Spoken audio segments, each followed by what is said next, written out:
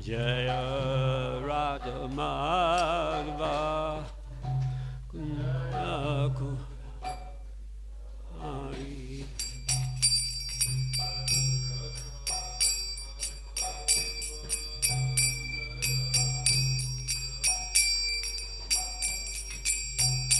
Jaya Radha Madhava Jaya Kunja Bihari.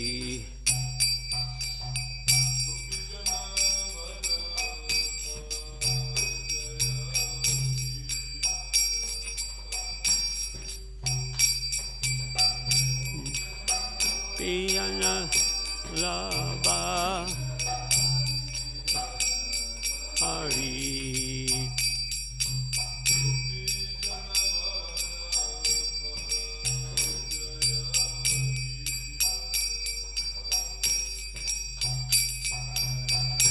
Gopijana Jaya Giva Hari.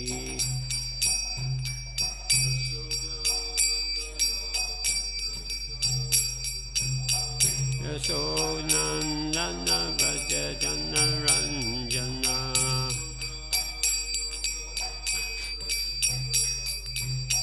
Yasodhanandana Vrajajana Ranjana. Unatira Vanachari.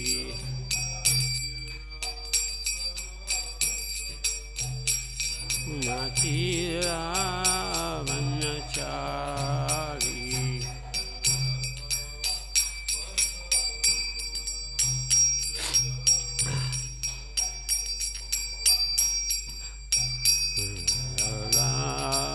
Radhamava Jaya Kunja Bihari.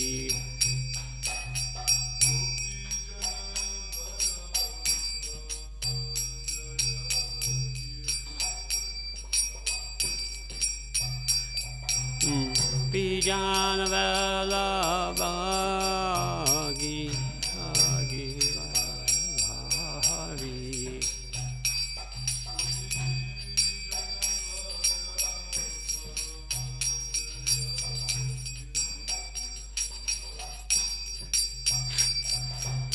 Bijana Vallabha Jaya Hari.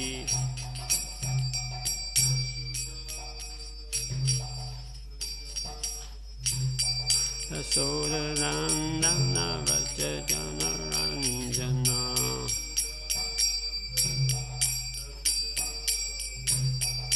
Yasodhanandana Vrajajana Ranjana. Unatira Vanachari.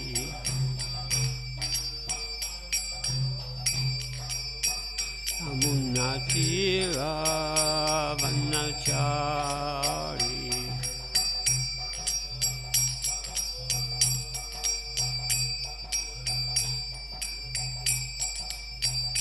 Jaya Radhamava Jaya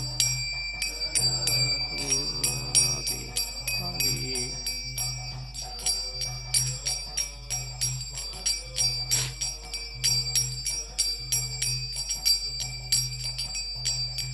Jaya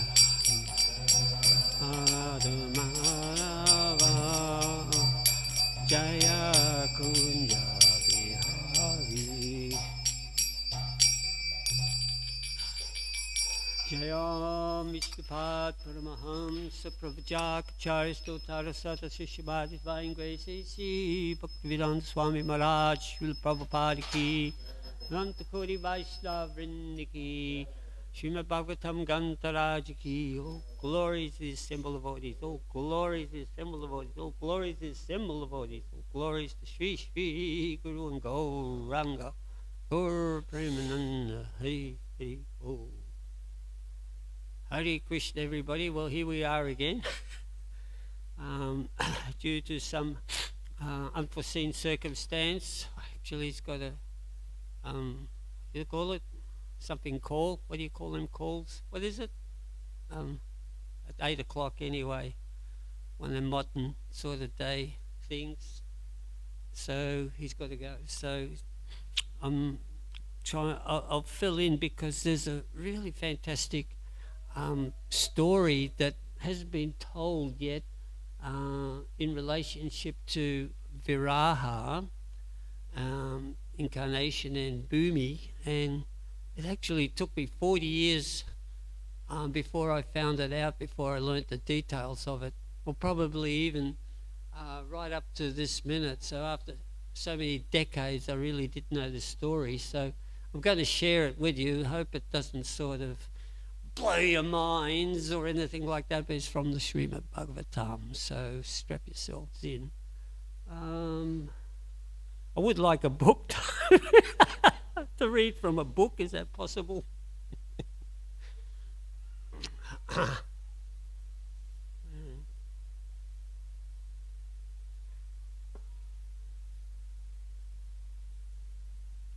Om Namo Bhagavate Vasudevaya.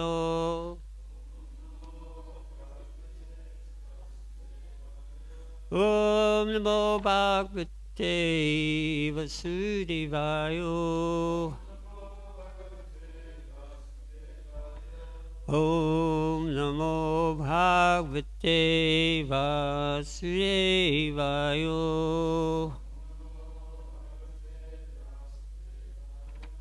So we're discussing chapter 7 from chapter 18 from Canto 3, the battle between Lord Boar and Hiranyaksha. So there's been some prolific slokas. So today's sloka is text number 7. Tam Nisra Nihasarantam Saliladanudutto Hiranyakesho Diradam Yatajasa Karaladam Stro Sani Nishvanobravid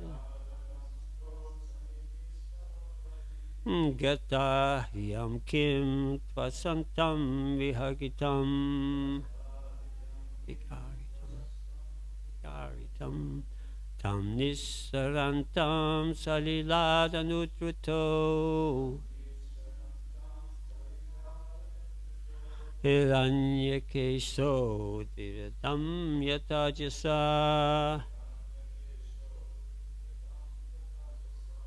Karaladam Stro Sani Nishvanobravid Gataryam Kim Tvasantam Vigahitam Tam Nihasarantam Saliladanudito Hiranyakesho Viridam Yatajasa Karaladam Stro Sani Nishvanobravid Gataryam Kim Tvasantam Vigahitam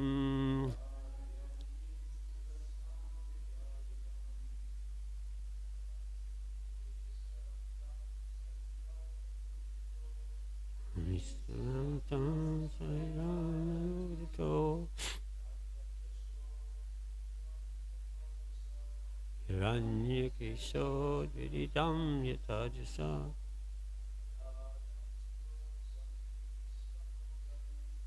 Karaladam Stro Sani Nishvanobravid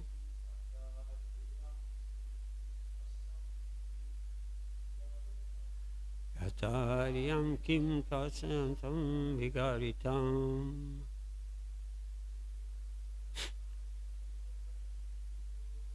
Nisarantam Saliladanudito Hiranyakesho Viridam Yatajasa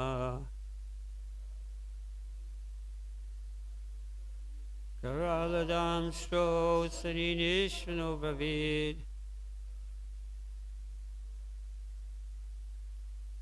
Gata hriyam kim tasanantam vigatam.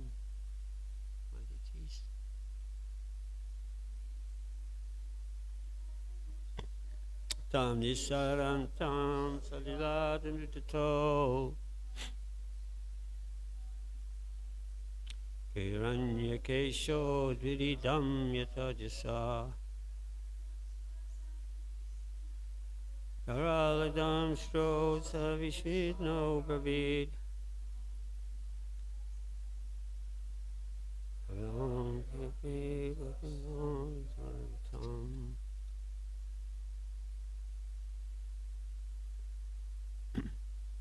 Tam, him, Nisrantam, coming out, Salilat, from the water, Anudrata, chaste, Hiranyakesha, having golden hair, Dviradam, an elephant, Jata, as, Jasa, a crocodile, Karla, Damstra, having fearful teeth, a sunny Nishvana, roaring like thunder, Abravit, he said, Gata Hiyam, for those who are shameless, Kim, what?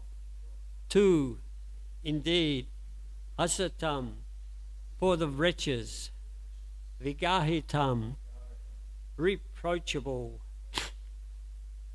The demon, translation, the demon who had golden hair on his head and fearful tusks, gave chase to the Lord while he was rising from the water, even as an alligator would chase an elephant.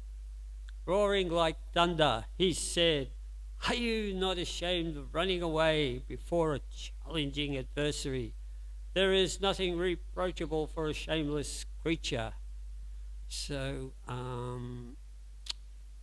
just a quick recap. So the demon is Hiranyaksha. He's drilled the earth to such a degree, looking for valuables like gold and emeralds and what have you, that the earth has fallen into the bottom of the Govardhana ocean. And so the Lord incarnated to rescue the earth from the bottom of the ocean, and while he's doing this demon is abusing him. Maharaj just mentioned, this is just by the by, thing about alligators and crocodiles. Remember that conversation yesterday? So in America, the principal creature is the alligator. So, but here, it's like Maharaj said once again, Jahasa means crocodile. So the American translator has put like an alligator would chase an elephant, but in the word for word, it's a crocodile. So I looked up what exactly is the difference between crocodile and alligators. I mean, both sort of look the same. There's just two mute points. One, the crocodile has got a narrow snout and the alligator's got a U-shaped snout, but the big difference is that all the crocodile's teeth are actually protruding. So if you see a crocodile, if you see one of these, you'll see the crocodile's teeth where the alligator actually keeps his teeth inside.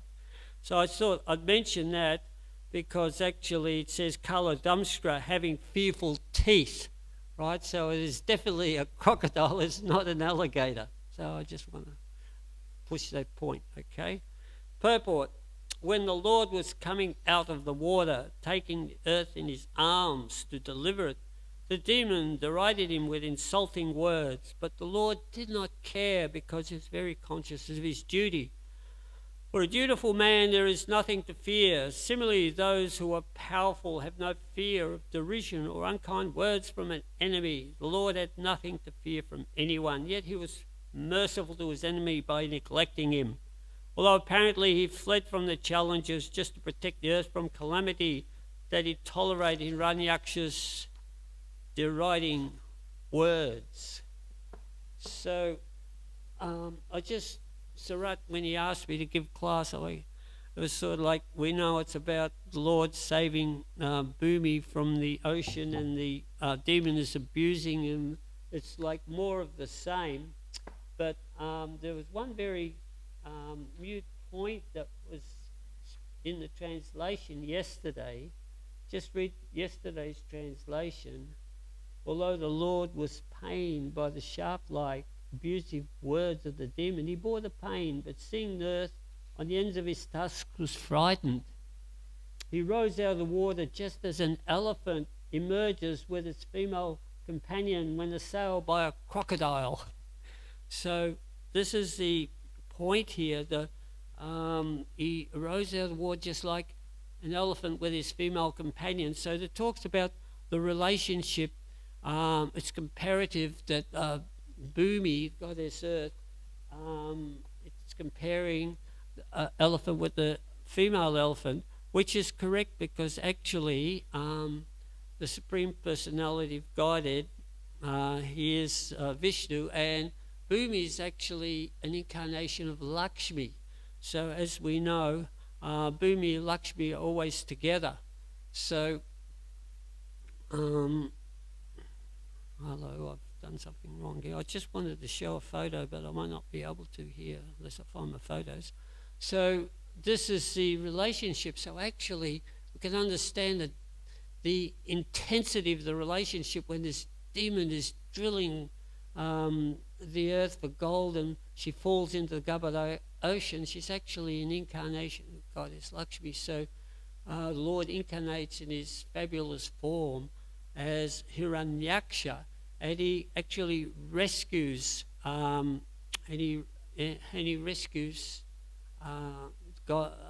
rescues Lakshmi. Actually, she's an incarnation of Lakshmi, and he's bringing her out. Now, what really struck me, I haven't later on, if I can find this, I just saw that this thing's just gone ballistic on me because I'm looking for my photos here. I can't find them. But when I went on the trip, this is quite amazing that we went to Mahabalipuram with Bharat. So Mahabalipuram is a seaside resort where the Pandavas were purported to have gone there. So it was a place of pilgrimage. And as a brahmachari, way back when in 1978, we all went there, Mahabalipuram. It was just a stopover. But mainly as brahmacharis, we went for the surf. So we went to have a bit of a swim there. And then our illustrious leader, Hari Sori, said, the Pandavas stayed here too. And I know some Indian guide come along and he said, I can take you to where the Pandavas were. He goes, how much? He goes, 11 rupees. Get out of here. We get ripped off. So we let that go and we never went there. And we never found anything about the Pandavas, just that they were there in Mahabalipuram. I don't know why my screen... Can you operate a screen? Can you just find photos for me? I need this motif here. See, photos? That sort of comes out in this. You take this somewhere and see if you can find the motif photos. So anyway, what happened was I came back there after so many years, like I was there with Bharat, Mahabalipuram again. It was a very, really auspicious place. Thank you so much, yes. And I did go on a tour finally to see where the Pandavas were, and there was all these stones, sort of Rasa, the Pandavas here, this is Draupadi, this is Bhima, and so forth. But I'm thinking, it's a little bit strange because Durga was there and Nanda the bull was there. It was a little bit of a mishmash. So what's going on? And then we went to another rock formation. It was like this huge rock that got carved about 1,000 years ago. I don't know if you can see it, but there's a sort of really, really skinny person performing austerities. And they go, all the tour guides are going, see that here? That's Arjuna. He's performing all these great austerities, right? And we're looking at the rock formation and he stands like that. And then this man comes up to me, this sort of like Indian gentleman comes up to me, young guy. He goes, that's not Arjuna. I go, really? He goes, no, that's Bhagarat holding back the Ganges. He's asking for the Ganges to come. See, there's the Ganges River. I go, yeah. And there's the Naga ladies holding up the Ganges. I go, who's down there? He goes, that's the Sapta Rishis. They're performing austerities in their chest. I go, really? And then my hair started to stand on end. I got the real picture. It unfolded, and the tour guide's going, yes, and this is the Pandavas, this is Bhima, this is Draupadi. It's King Indra, it's not Bhima. Right, so I got the whole picture. Well, it has nothing to do with the Pandavas. He goes, Arjuna never came here. And I thought that was right because but there's no record of Arjuna ever going south to India. He went north. Me and Bharat went there last year. We went to Dwarka, and there was this little cave where the Pandavas hid, and you had to crawl down this cave. It was this big, no hiding in that year of incognito. So we got all that, So this was fascinating. So he took me around, and this leads me to the point that there was all these sort of beautiful carvings in the wall, about 1,000 years old. There's one particular one here, and it said, see, this is Varaha. So this is a bit of a different depiction of Varaha. Can you sort of see it? There's Varaha here, and he's holding the goddess Bhumi. But actually, the goddess Bhumi is in the shape of a, goddess, right? Usually Bhumi is depicted as the earth, right? So you can take it around if you want. Doesn't matter. If you want, you can have a look at it. It's actually quite astonishing for me. I was sort of really impressed by seeing that, because I hadn't seen that form before.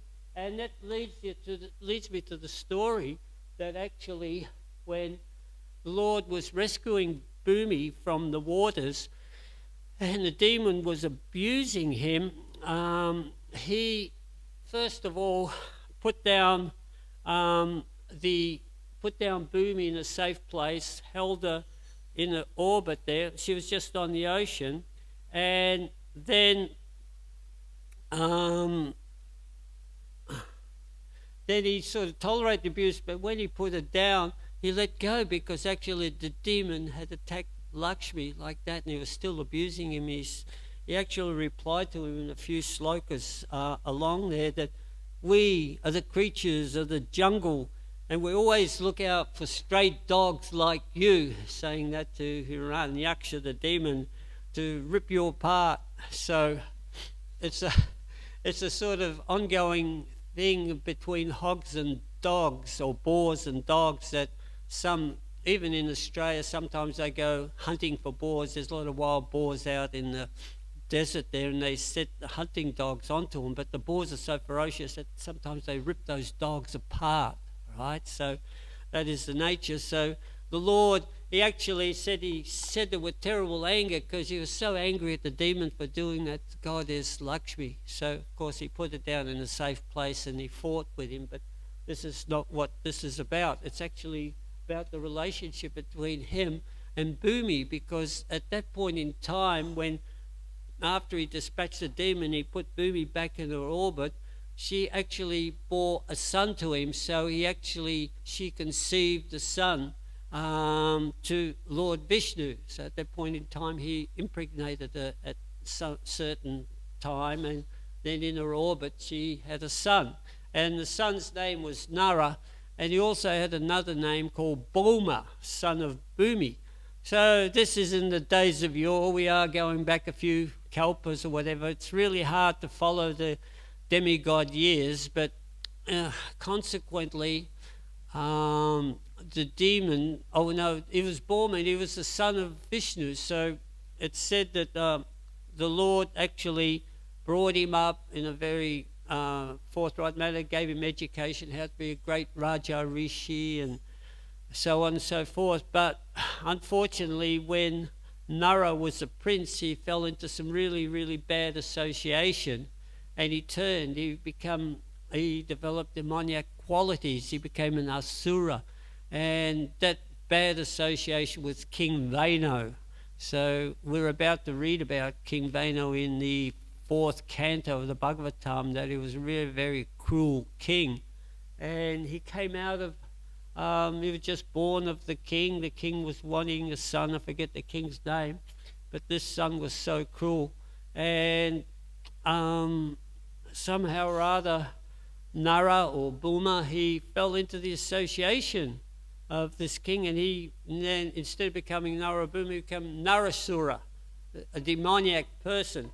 And he developed such strengths, and he started to terrorize the three worlds. They said the heavenly planets, the earthly planets, and also the subterranean planets. And the problem was that Goddess Bhumi, she in the beginning heard a prediction that this person was going to be destroyed by the Supreme Personality of Godhead himself. So she pleaded with Vishnu for permission that the only person who could kill Bhuma was her, right? Only the mother could kill her son, right? So this permission was granted. So therefore he was invincible. So he created great havoc. It's described earlier on that he stole the umbrella from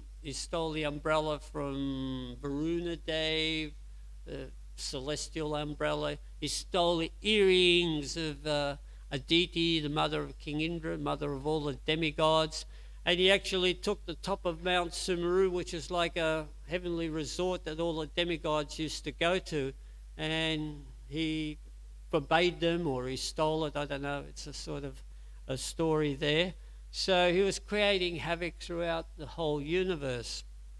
So we just quickly go to what I was speaking about last week with Lord Chaitanya. So we spoke about when he was in Navadvip, he was still Nimai, and he just received the holy name from his spiritual master Ishvara Puri, and he was just incessantly chanting the names of Krishna, Navadvip. So we brought forward 500 years ago, we're in Navadvip, Lord Chaitanya's going around encouraging everybody to chant, and he's very erratic. The students are saying he's not teaching us grammar anymore, and he's saying all grammar leads to Krishna's names anyway, so do what you want, come with me, or you can go and find another grammar teacher. Some students stayed with him and became great devotees. And he's walking along and he's hearing someone talk about pastimes of the Lord Bore. I remember that.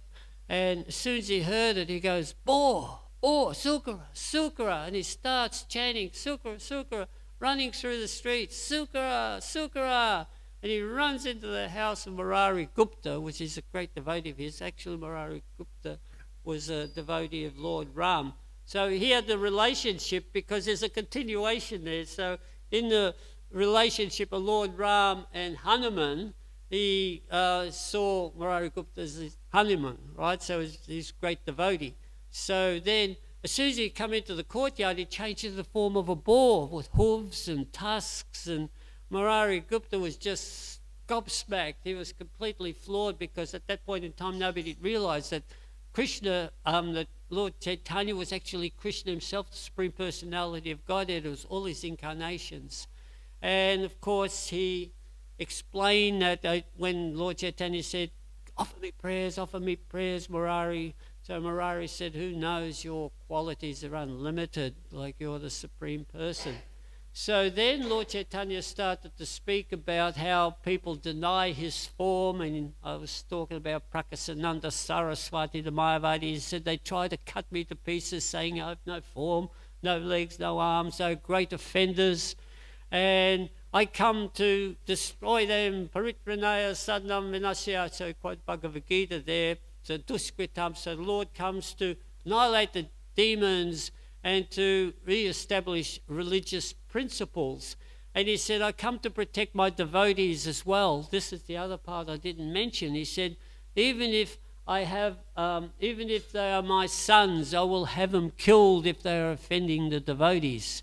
So he's speaking in his form as Lord Bore, and he's talking about his son, Bhumasura, Narasura. We'll call him Bhumasura, right?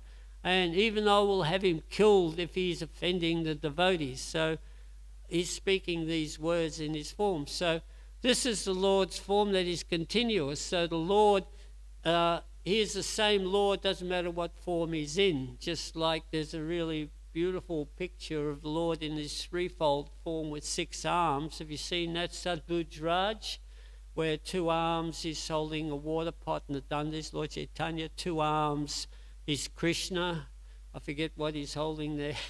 And then 2 arms he's holding bow and arrow is Lord Ram, right? So that's called Sadbhuj, and he manifests he manifested that form to Ramananda Roy, possibly to other people too. So it just shows the continuity of the Lord, that the words are still true, that even if he is my son, I will have him killed. So then we go back to Krishna's pastimes here, and Bhaumasura was still there in Krishna's pastimes. I've got a few names here, I've written them down. So we're going to talk about Krishna now. So, where is he? But before we talk about Krishna, I just wanted to say something that the sort of pertains to the devotees, is that the Krishna, he explains that he'll protect his devotees. So our protection, we always seek the protection of the Lord Nrsimhadev, because we know that Lord Nrsimhadev protected Prahlad Maharaj, and he also gives that purport that he saves the devotees. So we have that wonderful form of Ugra Nrsimha in Mayapur. He's a fearsome form of Lord Nrsimhadev, and the Lord devotees always chant in front of him, and a lot of the time you can offer a big plate of prasadam or abhog to Lord Nrsimhadev for some relative, or if there's some sickness, that Lord Nrsimhadev also cures sickness. There's some amazing stories that I heard in my travels, how Lord Nrsimhadev cured a whole village once. They were suffering from leprosy in Hyderabad. We went to this Nrsimhadev temple, and it was actually the Muslims. They were actually very, very sick, and they prayed to their preceptor, and they said, how can we cure this sickness? And preceptor said, pray to Lord Nrsimhadev. So they went to Lord Nrsimhadev's temple and they prayed. This is 100 years ago or something, and they all got cured. So consequently, every year, they don't talk about it, but the whole village comes and they pray in front of Lord Nrsimhadev there in Hyderabad. So that's one instance. There are so many instances. If you live in Mayapur, of devotees who have had some relationship with Lord Nrsimhadev, where he saved them from some fate just because they surrendered unto him, that is well documented. If you go to Mayapur now, there are so many prayers that are chanted every morning after class for the protection of Jai Patak Swami, and 108 names of Lord Nrsimhadev and all these other ones. And I mean, really, when I saw Jai Patak Swami this time, he was glowing. He was giving class every day. He was giving Bhagavad Gita class. He just initiated another 3,000 or 4,000 disciples. He was unstoppable. And you see him, and he's in a wheelchair. And if you saw him 6 months ago, everything had failed. He decided to go to Vrindavan from Mayapur, and he caught a bug. And everything shut down, his kidneys, his liver, his heart, everything shut down. We thought, oh God, this is the end. He was stuck in a hospital in Vrindavan. 3 months later, he's still up and about, and he's doing so much preaching activities, even though he's in a wheelchair, and he's got so many people looking after him. But he's dynamic, and he's empowered by Krishna to actually help spread Krishna consciousness, give all the, it's just not only pick and choose that, oh, he's a very, very clever person, he can become my disciple, he's very purified, not going to get much karma. He initiates whole villages, right? Whether we Kiba Subra, Kiba Nyasi, Kiba whatever, he'll initiate them, just gives them the mantra. So he's very, very munificent. He's an amazing person, and he's definitely got Lord Nrsimhadev's protection. So anyway, this demon, Boma, so he was there in Krishna's time, and he was there in a place called Brajositapura, and that's in Assam. Not many people actually go to Assam. You can go there, you need a special visa. They had a fortified palace, and he'd been around for a long time, so he'd been to the heavenly planets, been subterranean planets creating havoc, and now he's on the earthly planet here in Assam. He had this fortified castle which was unbelievable. I've got a description of it. I'm just going to give this pastime in a minute. But then at that point in time, King Indra came and he complained to Krishna about this person. And he was prominent. He was in Krishna's sights anyway, because he's one of the cohorts of Jarasandha. Remember, Jarasandha attacked Krishna 17 times. So the last time when Krishna had to save Rukmini and he didn't fight with Jarasandha, he was there backing up Jarasandha along with all the other demoniac kings. So he was definitely demoniac king in the association of all these other kings, and they were plotting to kill Krishna. So then when King Indra complained, so Krishna decided to do something about it. So what is very, very prominent is that he took Satyabhama with him. That's one of his 8 wives. He had 8 wives at that stage. And Satyabhama is said to be an incarnation of Bhumi. So we remember that pledge, that promise that Bhamasura couldn't be killed by anyone except his mother. So therefore Satyabhama was in the role of his mother, like that. So he took her to get permission to be able to kill this demon.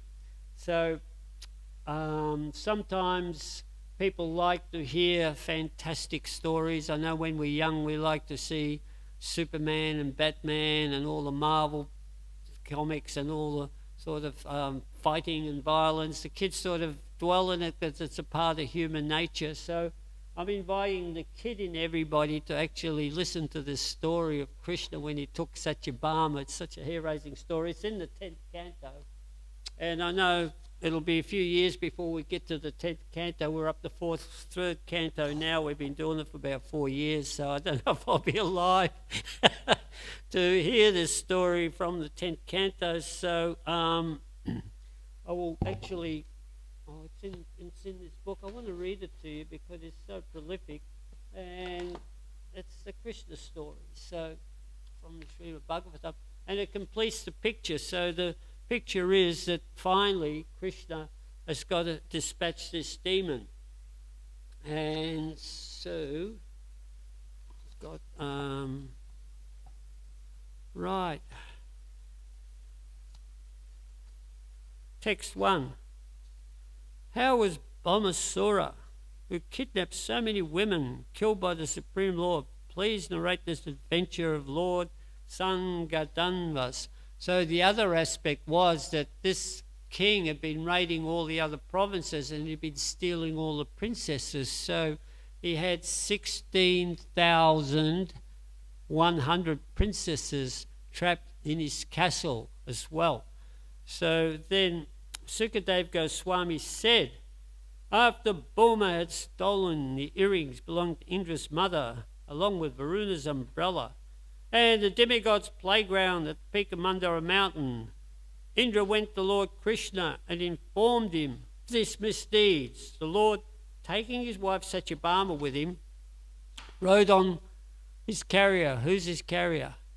Garuda, to Pratik Josapuri, which was surrounded on all sides. Listen to this: a fortification consisting of hills, unmanned weapons, water, fire and wind, and by obstructions of Murapasa wire. So this Murapasa sort of fascinated me. Somewhere along the line I read that it was electrified, that the wire was electrified, so they had electricity. But I couldn't find it here. But Murapasa is actually described as being wire that is intertwined, so it's sort of like all mesh. So it's a wire mesh. So I suppose this is what the government uses for high security installations, that they put this wire mesh around to stop people from coming in. So this is what this demon had. So he had water, fire and wind and Murapasa wire defending his castle. So with his club, the Lord arrived with Garuda. With his club, the Lord broke through the rock fortifications. With his arrows, the weapon fortifications. With his disc, the fire, water and wind fortification. And with his sword, the Murara Pasa cables. With the sound of his conch shell, Lord Gadada then shattered the magic seals of the fortress, all the mantras that were there to protect the fortress, along with the hearts of his brave defenders. With his heavy club he demolished the surrounding earthen ramparts. The 5-headed demon, Mura, who slept at the bottom of the city's moat, awoke and rose up out of the water when he heard the vibration of the Lord's Panchajanya conch shell, a sound as terrifying as the thunder at the end of the cosmic age, shining with the blinding, terrible effulgence of the sun's fire at the end of the millennium. Mura, wasn't Krishna, Mura demon, seemed to be swallowing up the 3 worlds with his 5 mouths. He lifted up his trident and fell upon Garuda, the son of Taksha, like an attacking snake. Mura whirled his trident, then hurled it fiercely at Garuda, roaring from all 5 mouths. The sound filled the earth and sky, all directions and all the limits of outer space, until it reverberated against the very shell of the universe. So this is a universal battle here. Everybody's feeling this one. What's going on? Like a comet's hit the earth. Boom. The sonic boom. Then with 2 arrows, Lord Hari struck the trident, flying towards Garuda, and broke it into 3 pieces. Next the Lord hit Mura's faces with several arrows, and the demon angrily hurled his club at the Lord. As Mura's club sped towards him on the battlefield, Lord Gadaraj intercepted with his own and broke it into thousands of pieces. Mura then raised his arms high and rushed at the unconquerable Lord, who easily sliced off his heads with his disc weapon. One after the other, chunk, chunk, chunk, 5 heads gone. Lifeless, Murara's decapitated body. It's good fun, isn't it? This is fun. All the blood and gore falling in the moat. Right? Enjoy. Fell into the water like a mountain whose peak had been severed by the power of Lord Indra's thunderbolt. The demon's 7 sons, enraged by their father's death, prepared to retaliate. Ordered by Bhumashura, Mura's 7 sons, Tamra, Antariksha, Shravana, Vibhavasu, Vasu. That's where I come from. If anybody says, where's your name come from now, you know. One of Mura's sons, right? Nabhavasan and Aruna followed their general Piti on the battlefield bearing the weapons. These fierce warriors furiously attacked invincible Lord Krishna with arrows, swords, clubs, spears, lances and tridents. But the Supreme Lord, with unfailing prowess, cut this mountain of weapons into tiny pieces with his arrows. Lord severed the heads, thighs, arms, legs, and armour of these opponents led by Pitta and sent them all to the abode of Yamaraj. Narakasura, son of the earth, right, because there's the son of Bhumi, son of the earth, could not contain his fury when he saw the fate of his military leaders. Thus he went out of the citadel with elephants born from the milk ocean who were exuding mudder from their foreheads out of excitement. That mudder this sort of scent, and when they smell the scent they become crazy with excitement, and they become angry and they just charge. The blind rage, that's it, blind rage, that brings that out in the elephant. They used to use that in battle when they had elephants. They create this sort of rage where the elephants just charge, unstoppable. Lord Krishna and his wife, mounted upon Garuda, looked like a cloud with lightning sitting above the sun. Seeing the Lord, Bhuma released his Satantni weapon at him, whereupon all the Bhuma soldiers simultaneously attacked with their weapons. At that moment, Lord Gadagraj shot his sharp arrows at Bhuma's army. These arrows, displaying variegated feathers, soon reduced the army to a mass of bodies with 7 arms, thighs and necks. It was a pretty gory battle scene. It's like in Mahabharata, it says that there was like a river flowing. There was a river of blood, and it looked like there were swans and cranes, and the cranes was the arms sticking out, and the swans was the helmets. The Lord similarly killed the opposing horses and elephants. Lord Hari then struck down all the missiles and weapons the enemy soldiers threw at him. O hero of the Kurus, destroying each and every one with 3 sharp arrows.